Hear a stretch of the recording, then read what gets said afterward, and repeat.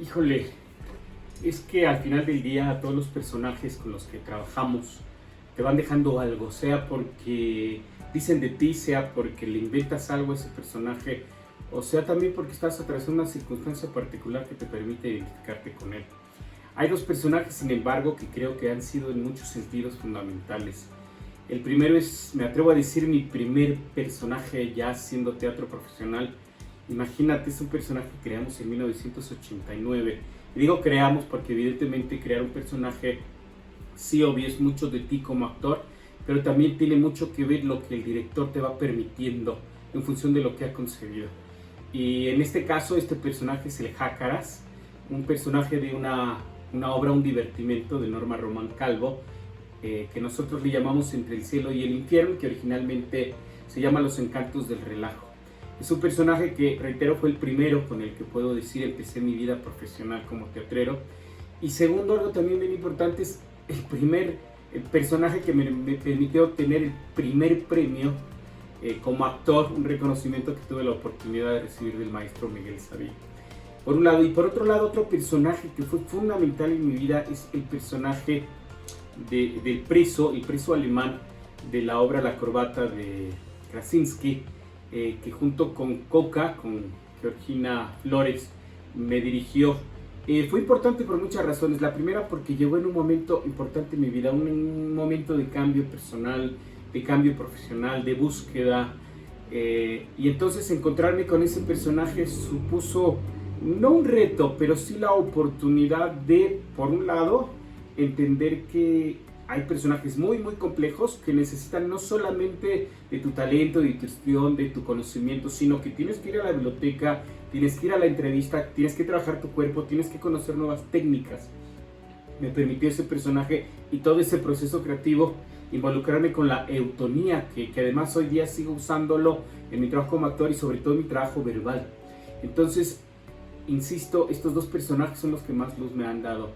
Uno por la parte profesional y el otro por la parte de lo que implica cada vez con más complejidad poder construir un personaje y además evidentemente llevarlo de la mano, ese proceso de construcción de alguien que sabe, de alguien que te va guiando también, que te va compartiendo su conocimiento y generas una sinergia riquísima que al final te permite crear personajes redondos, satisfactorios.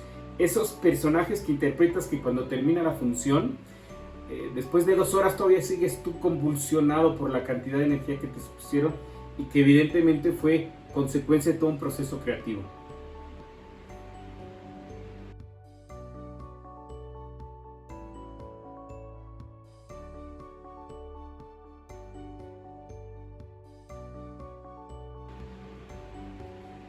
No sé, uno de los personajes de los grandes del teatro universal que toda la vida me han encantado ha sido Molière.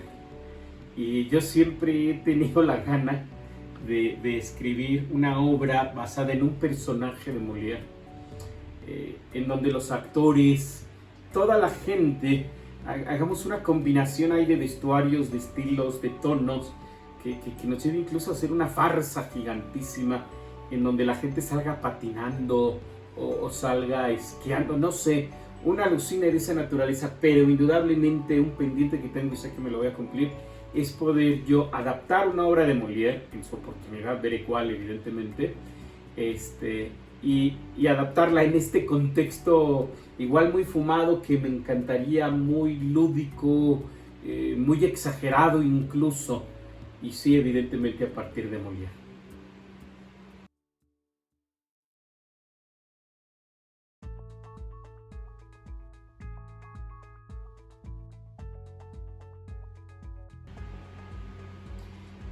Yo creo que van junto con pegado con la primera pregunta, ¿qué personaje es el más definitorio mucho en mi proceso como actor? Y lo es también justamente en lo que implicó el proceso. Insisto, el que trabajé con Georgina Flores, con Coca, una gran directora, una gran amiga, una gran actriz, hoy día una de las grandes maestras de teatro y de la voz particularmente, por todo lo que implicó en el proceso, insisto, en un momento de cambio personal, de cambio profesional, y evidentemente encontrarte en el teatro con todo lo que ello supone. Sumaría otro proceso que fue bien rico, que es el que tuve oportunidad de realizar con la dirección del maestro Leonardo Herrera, un gran amigo, un querido y amado amigo, profesor, colega teatrero también. Sobre los usos del cuerpo en el galanteo amoroso, una obra que igual obligó a hacer una búsqueda en las bibliotecas, que igual obligó a estar observando los comportamientos cotidianos de la gente, que igual obligó a estar analizándome cómo estoy utilizando mi cuerpo, mis recursos expresivos para hacer de mejor forma de mi trabajo. Te das cuenta en ese proceso que vas encontrando, híjole, una infinidad impresionante de recursos que evidentemente va sumando y al final te permiten hacer personajes aparentemente simples, pero que en su conformación, en su estructura son extraordinariamente complejos. Entonces, insisto, este y el que hice con Coca, el que hice con Leo y el que hice con Conca, pues fueron riquísimos por todos los retos personales, profesionales, intelectuales, evidentemente emocionales, porque todos te están llevando hacia complejizar tu vida emocional, tus talentos emocionales, saberlos gestionar, para tú prestárselos al personaje de una manera evidentemente consciente, de una manera inteligente, racional, para en consecuencia hacer un trabajo mejor.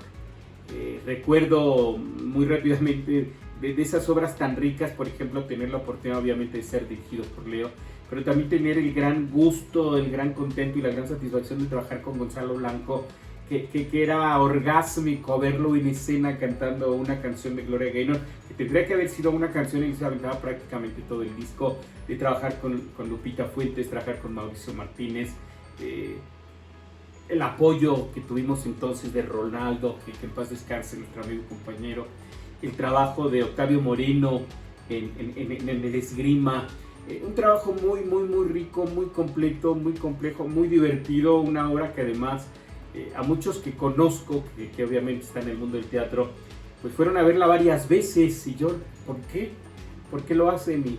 Y bueno, porque también encontraban, como lo encontramos todo ese equipo de trabajo, un gran contento, un gran divertimento, una gran alegría estar trabajando esa obra, que luego ya vas entendiendo, es este tipo de teatro tesis, que implicó todo un proceso de investigación, de muchas fuentes y de muchos recursos, para finalmente consolidarse en el escenario y lo más importante, reflejar efectivamente un pedacito de la cotidianidad de la gente. Yo creo que esa era la parte más valiosa y creo que en ese sentido ha significado mucho en mi carrera profesional como actor.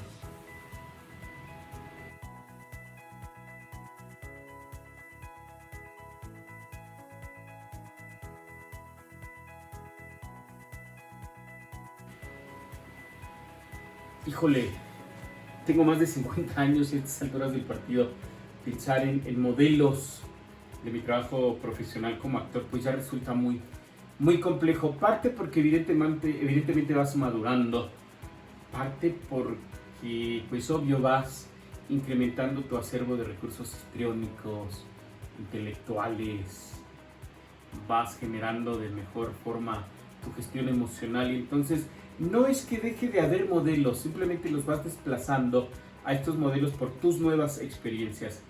Sí he de señalar, sin embargo, obviamente cuando empieza uno a hacer teatro de chamaco, pues estás pensando en los grandes directores. Otrora años yo pensaba siempre en tomar clases con Héctor Mendoza, que al final me corrió, no me aceptó en sus clases porque, en palabras de él, y no miento, me veía demasiado mexicano, lo cual es algo muy interesante porque evidentemente soy mexicano, pues qué bueno que alguien reconozca que me veo muy mexicano. Y no tomé clases con él, aunque sí hubiera deseado tomar clases con él como director. Y bueno, pues piensas en los grandes actores mundiales como Anthony Hopkins, por ejemplo, y la monstruosidad que refleja Marlon Brando, cuando lo ves con esa mirada y con esa sobriedad de esos grandes personajes que en cine particularmente vemos. No sé, insisto, a estas alturas ya ni siquiera me atrevería a recordar cuáles fueron en un primer momento esos modelos.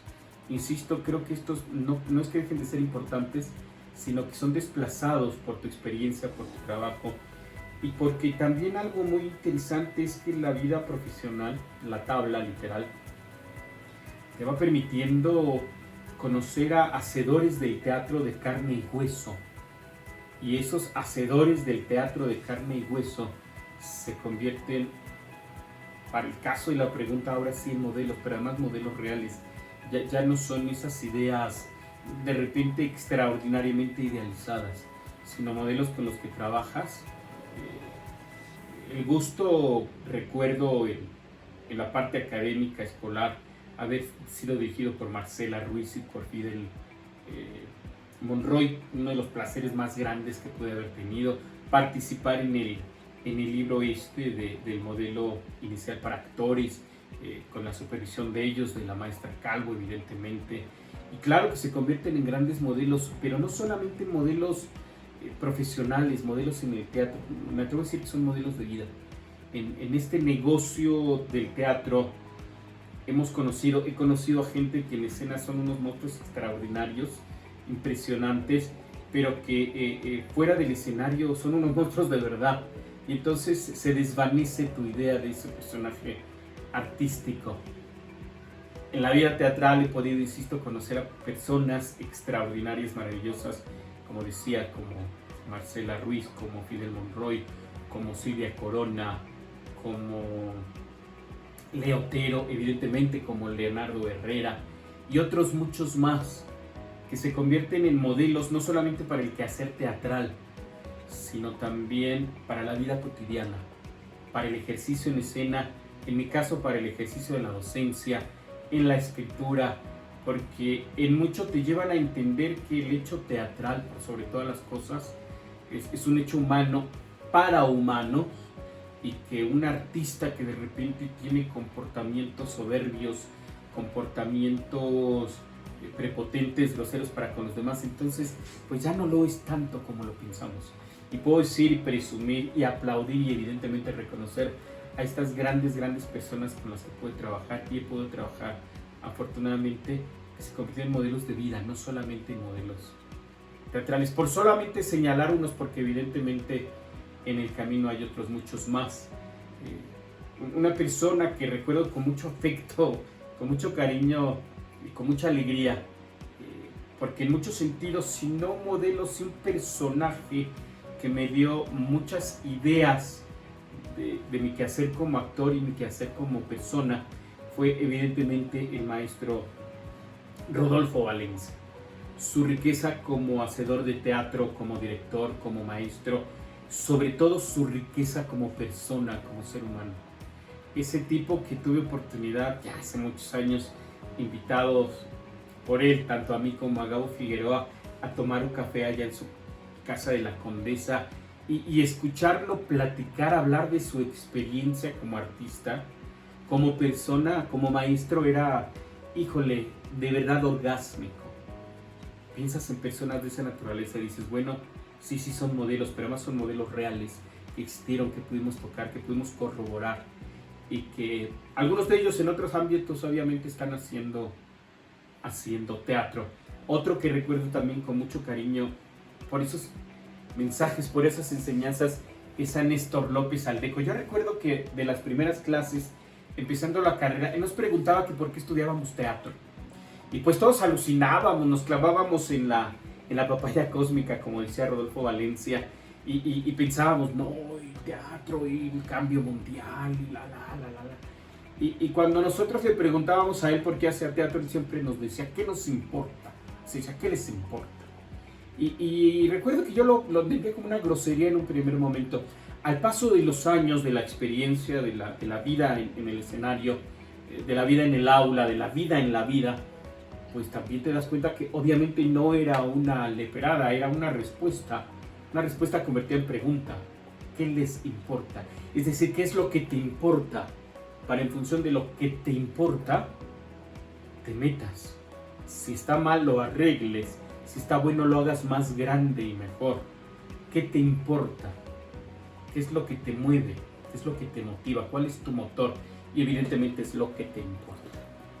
Sobre la vida vas aprendiendo. Claro, lo que te importa es que la gente estemos tranquilos. Lo que te importa es que haya condiciones de piso parejo para todo el mundo. Lo que te importa es que la gente se ríe. Lo que te importa es que la gente se emocione y se alegre o se enoje o llore.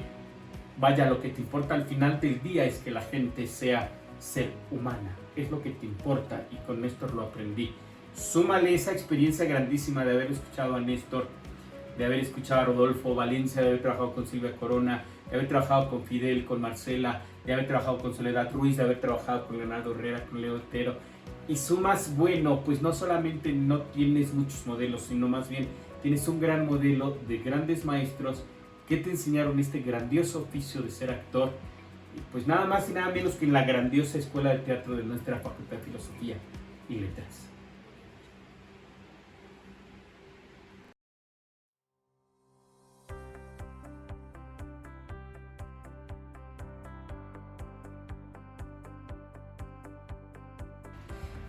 Fíjate que cuando estábamos en la universidad y desde antes, obviamente, pues no pasaba por mi cabeza ser maestro. No era algo casi como fundamental, deseable. Uno siempre piensa vivir toda la vida en el escenario y morir en el escenario, como Molière y como otros tantos. La realidad, sin embargo, te pone en tu lugar y te das cuenta de muchas cosas. La primera, pretender vivir al 100% el teatro no solamente no es cierto, no es más que una utopía. Es prácticamente imposible, lastimosa, dolorosamente. Y entonces, bueno, primero la realidad económica, pero luego también sobre la marcha vas descubriendo cosas muy interesantes. Para mí al menos, y sé que para muchos, uno piensa que cuando uno se dedica al teatro, la gente piensa que cuando estamos en esto, solo sabemos actuar, no sabemos nada más. Es muy común que escuchamos ahora en la grilla, en muchos ámbitos de, es que tú qué vas a saber de él si tú eres actor. Y de las cosas extraordinarias que sobre la vida vas aprendiendo, es que justamente una de las carreras universitarias que más posibilidades te dan de conocer de todo, y no solo un poco, un mucho, es precisamente la de teatro. Para tú a veces actuar un determinado personaje, pues tienes que hacer su análisis, tienes que ver de dónde viene, y a veces tienes que meterte si este personaje tiene una profesión en su profesión para saber de qué se trata. El trabajo actoral te obliga a constantemente estar generando alimento intelectual en todos los ámbitos que sea posible, el teatro mismo, la literatura, el cine, la danza, leer el periódico es prácticamente una tarea obligada, y reitero, te va llevando a leer otros tipos de materiales que no tienen que ver con el teatro, pero que tienen que ver con la vida, porque al final del día, pues nosotros interpretamos gente de la vida, con sus complejidades, con sus contradicciones, y también en sus ámbitos profesionales, de oficios, etc. Esto te lo comento porque justamente de repente la vida te lleva a que no vas a vivir nada más del teatro, tienes que buscarle por otro lado, también aparte, y entonces pues se presenta la opción de dar clases, pero además se presenta la opción de dar unas clases de comunicación. Me pongo a estudiar, tengo que decirlo, siempre apoyado y asesorado por mi amor inmenso, Leonardo Herrera, en donde de repente, pues, oye, es que tú eres actor. Pues sí, pero ¿cómo voy a hablar de comunicación? Pues porque un actor, antes que cualquier cosa, comunica. Comunica emociones, comunica ideas, pensamientos, comunica. Ah, pues sí, ¿verdad? Claro. Y empiezas a caer en cuenta que como actor puedes comunicar de entrada. Segundo, puedes hablar ante un público, y la docencia, el factor fundamental, aparte del conocimiento, obviamente, es tener la habilidad de estar ante la gente y decir cosas a la gente. Decir cosas, no hablar cosas, decir cosas y decirlas bien. De repente me pienso, yo me recuerdo cuando yo llego a esa entrevista en un trabajo que me estaba dando un maestro, y pues llegas con todo el temor porque además, si bien yo ya había estado en el programa de iniciación a la docencia de la UNAM, no es lo mismo cuando llegas a otro ámbito, bien distinto, bien que mal tu universidad te cuida, bien que mal te protege, pero llegas a otro ámbito, que además era la carrera de mercadotecnia, de comercialización, de negocio, nada que ver con lo que yo he vivido toda mi vida, y de repente tienes que exponer ante maestros encorbatados, serios, tiranos casi, me atrevo a decir, y expones y planteas y dices, y de repente te dicen, felicidades, ¿qué no le pusiste? ¿Dónde aprendiste a hablar así? Pues ni siquiera sabía que lo había aprendido. Ya sobre la marcha, pero recuerdo, pues eso lo aprendí en las clases de expresión verbal, evidentemente, en las clases de actuación, evidentemente, en la tabla, en el escenario, evidentemente. La docencia en consecuencia me ha permitido juntar todos esos recursos que el teatro me dio en la parte formativa y que afortunadamente el teatro me sigue dando en la parte experiencial. El poder estar ante un auditorio y animarlo. Soy un convencido que para ser profesor tienes que tener 80% de dosis de actor o de payaso, si quieres, para hacer las cosas dinámicas, divertidas, atractivas. Carajo, que valga la pena que en una clase alguien te escuche. El otro 20% es la parte intelectual, la parte del oficio de la profesión específica. Yo sí creo que si todos los docentes se metieran, de cualquier nivel, de cualquier área, de cualquier profesión, se metieran a un curso de teatro, haríamos unas clases mejores y en consecuencia tendríamos mejores alumnos y mejores resultados. Sí creo que todo lo que en la profesión docente hoy hago es todo lo que aprendí y lo que he vivido en la vida teatral. Parece un exceso de vanidad, pero no lo es. Los amigos míos teatreros que están en la docencia lo saben. Tener esa capacidad de agarrar las ideas, esa lucidez mental, ese manejo de la palabra, esa capacidad de gestuar, hasta esa capacidad de contar un chiste o de poder contar una historia que venga al caso con la clase que vas a dar, no se le da a cualquiera. La gran mayoría de ocasiones solo se le da a aquellos que hemos tenido la gran fortuna de hacer del teatro no solamente una profesión, sino un estilo de vida, un modus vivendi en toda la extensión de la palabra. Entonces, sí, obvio, la experiencia teatral es fundamental para la experiencia docente.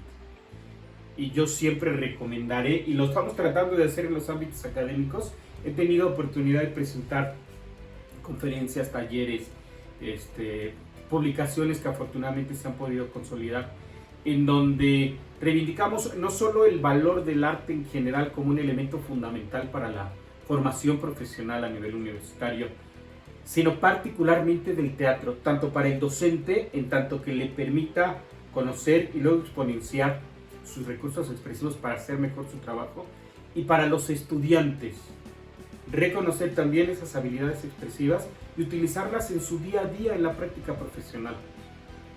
Y el teatro suma todas esas habilidades extraordinarias que hoy se necesitan para vivir en este mundo caótico y complejo, por un lado.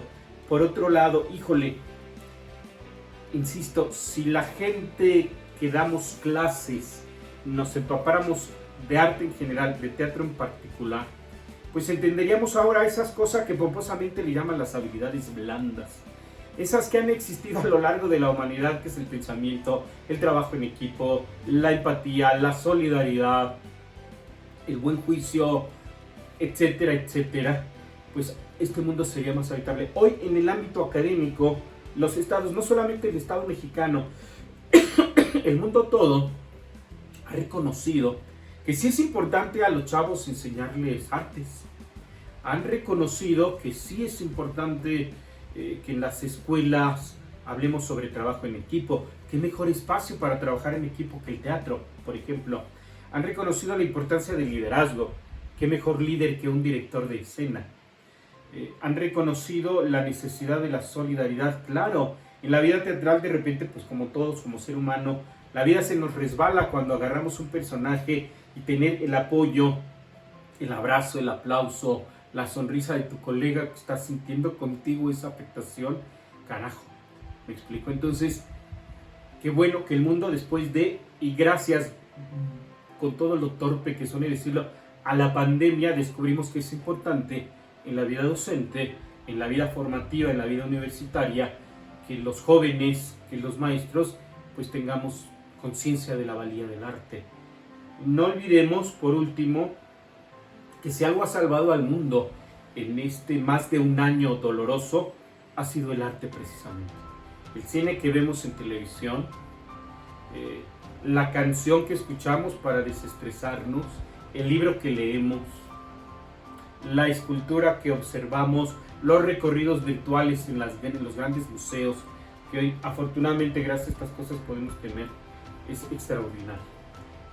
si cada vez incorporamos más la apreciación estética, artística en las formaciones académicas, si cada vez nos acercáramos más a ello, más todavía, si los que estamos en la vida académica, maestros, estudiantes, funcionarios, se incorporaran más y lo hicieran, sería extraordinario.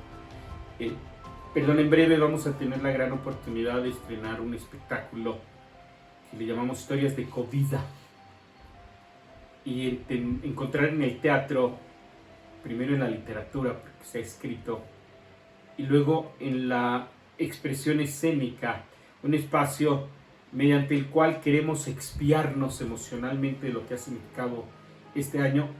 Para mí, como hacedor, junto con mis alumnos y algunos compañeros profesores, de esta experiencia está siendo muy bondadoso.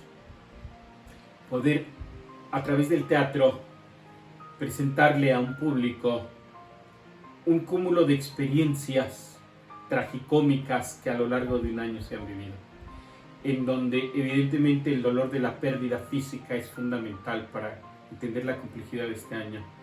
La pérdida de la libertad, porque no salimos ya tan fácil a la calle, por ejemplo. La pérdida de lo cotidiano ha significado un luto y un dolor. Y el teatro, en este proceso que estamos llevando a cabo, alumnos, profesores y yo, está siendo fundamental. Esa parte dolorosa, pero también esa parte simpática, como la música urbana, que de repente los que nos íbamos a trabajar no conocíamos, el de los tamales, el del gas, el del agua, el que compra los colchones viejos, y estar en este año peleando. Ya llegó el de los tamales, aguánteme 2 minutos. Ya llegó el de la basura, aguánteme 2. Y que al principio lo queríamos tapar, pero al final pues entendimos que eso es parte también de esto que estamos viviendo, de esta realidad en la que nos estamos incorporando, esta nueva normalidad, le dicen, a la que estamos ingresando recién, afortunadamente. También eso hay que decirlo, y qué mejor espacio para decirlo que a través del lenguaje escénico, del lenguaje teatral. Ojalá ya tenga oportunidad más adelante de platicarles esta experiencia que está siendo muy gozosa, muy divertida desde el proceso de escritura, muy que nos ha llevado a nos ha obligado también a callarnos, a guardar silencio ante la plática de alguien, por la experiencia que le ha supuesto todo este año, y al final darnos cuenta que pues seguimos siendo sobrevivientes.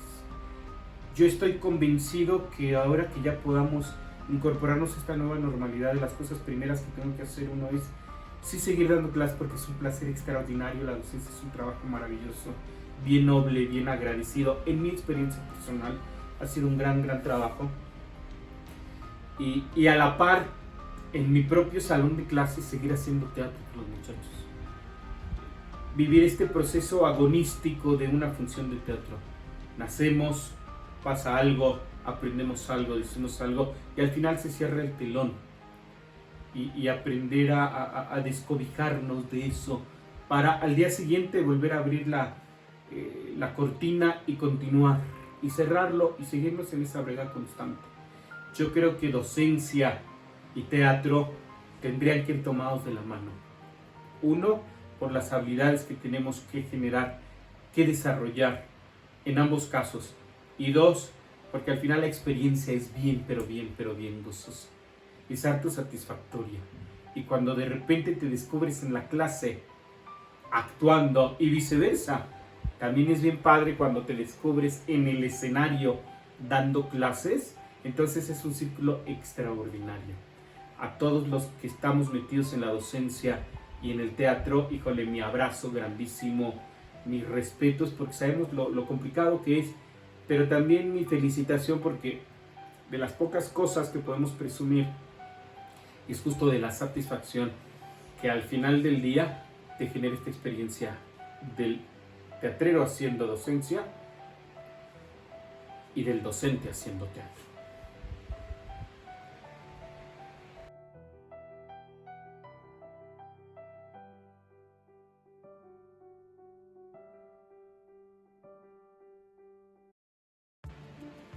Híjole, ¿qué es lo que viene después de un año casi de parálisis? Casi, porque gracias a Ovejas Negras y gracias a otros proyectos, bien que mal, estuvimos haciendo algunas cosas ahí a través de estas nuevas tecnologías que además también tendremos que aprender a usar hacia el teatro, Cuando sale el cine nos dijeron que el teatro se iba a morir, cuando la tele que el teatro se iba a morir, cuando el streaming que el teatro se iba a morir. La realidad es que no se ha muerto y difícilmente se va a morir, estoy convencido.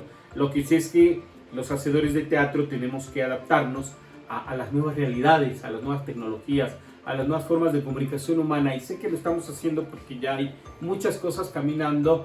Tendremos que crear nuevos lenguajes, y qué chido, porque eso también es parte de los procesos evolutivos. ¿Qué queda por hacer? Evidentemente seguir viviendo. Y seguir viviendo no significa estar aquí, significa seguir haciendo lo que queremos hacer, lo que necesitamos hacer más bien, porque esto es lo que nos permite sentirnos satisfechos, contentos, sentir que vale la pena estar aquí. Y evidentemente yo sí creo que una parte fundamental de mi existencia es el teatro, indudablemente. Dejar de hacer teatro sería algo así como tomarte un veneno o darte un balazo en la cabeza. Hay que seguir haciendo teatro. Bueno, si me invitan los de Ovejas Negras, seguiremos haciendo estas cosas. Pero por otra parte, obviamente, pues tenemos algunas tareas pendientes. Tenemos una herencia que nos dejó nuestro querido Carlos Flores de la Rosa a la compañía que creamos hace algunos años, Puralata Teatro, y tenemos en la puerta el trabajo profesional que va a suponer El Escuadrón Pirulí, una obra que él adaptó, que tuvo incluso oportunidad de trabajar con su dramaturgo, y que el dramaturgo le dijo: agárrala, hazla adelante. Es una obra bien bonita, porque al final del día lo que nos dice es que lo único por lo que vale la pena muchas cosas es porque finalmente nos va a sacar una sonrisa.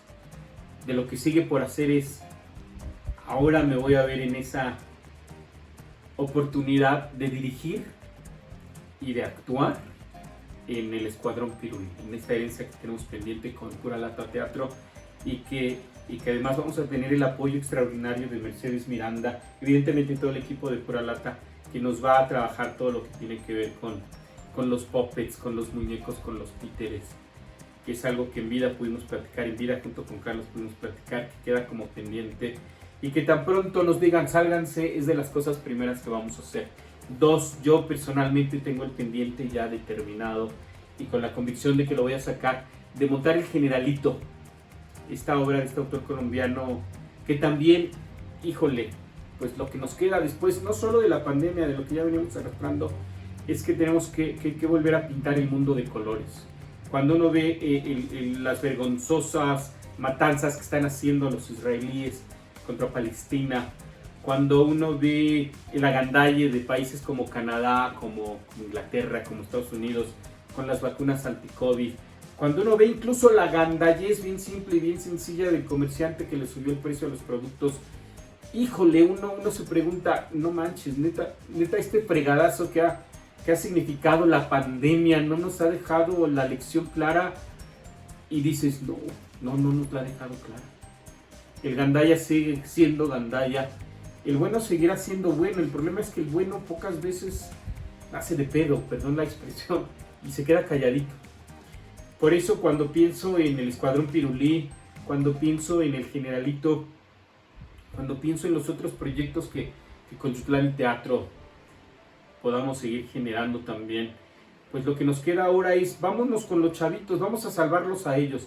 Ya vimos que por los adultos está cabrón, o sea, no hay para dónde, estamos jodidos, ya estamos podridos, ya ni la COVID nos movió tantito la conciencia.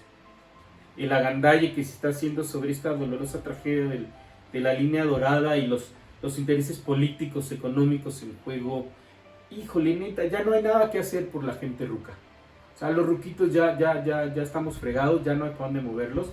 Algunos creo, y me incluyo, todavía tenemos ahí un motorcito que nos mueve a tratar de salvar algo. Y ahora hay que hacerlo con los chavos, con los chavitos, con los adolescentes, trabajar con ellos. Yo creo que el teatro que me queda por hacer los próximos 50 años será para los chavitos. No hay de otra. Con Yutlán Teatro, con Puralata, no sé si un día Ovejas Negras se aviente a trabajar para los chavitos, para que sí, porque son a los que tenemos que empezarles a meter esa gana y esa obligación de pintar este jodido mundo gris, horroroso de colores. Son los únicos que pueden lograr que nos sigamos riendo. No lo logró la pandemia, nos hizo llorar mucho, nos ha estado haciendo llorar y la gente no cambiamos. Entonces, sí, claro, voy a seguir haciendo teatro, obviamente. Ya hay 2 proyectos perfectamente definidos y vamos a seguirlos trabajando. En mi papel como director, vamos a una faceta ahora que prácticamente no he explorado, porque me voy a dar esa chance de trabajar, y evidentemente algo que también en la parte teatral tengo pendiente, pues es ahora abocarme un poquito a la dramaturgia, a la escritura. De repente ahora que estamos trabajando con las historias de COVID, pues no es que sea fácil, porque no lo es, pero que ya no es tan complejo como lo era hace 20 años, que has aprendido algo, que has acumulado experiencias, que has leído mucho y que en consecuencia pues tienes como más chance de trabajar. Cuando esto suceda, seguramente a través de este canal de las Ovejas Negras serán los primeros en enterarse, y evidentemente quiero pensar que para esos días ya podemos otra vez regresar al coso teatral y poder oler al actor y poder oler a las actrices y poder ver cómo sudan y cómo se les corre el maquillaje y cómo se les moja el vestuario y cómo al final nos dicen gracias jadeando. Ojalá que pronto regresemos a esa extraordinaria experiencia de estar en un escenario. Sé que va a ser así, se los vamos a compartir y de esta manera le vamos a honrar, obviamente le vamos a rendir tributo a nuestros amigos que ya no se encuentran ahorita. Yo particularmente mucho del teatro que me queda por hacer, evidentemente lo voy a seguir haciendo, lo he hecho muchos días en memoria de mi gran amigo Carlos Flores de la Rosa, que bueno, se nos adelantó, una muerte necesaria, si vale la pena decirlo, pero que indudablemente, pues insisto, me dejó lecciones, me dejó conocimientos y me dejó una herencia, de tal manera que cuando estrenemos Escuadrón Pirulí, pues ya les estaremos comunicando, porque será nuestro gran homenaje a Carlos y será también nuestra gran, ojalá que así sea, posibilidad de, aunque sea una colonia, pintarla un poquito de colores a través del lenguaje escénico.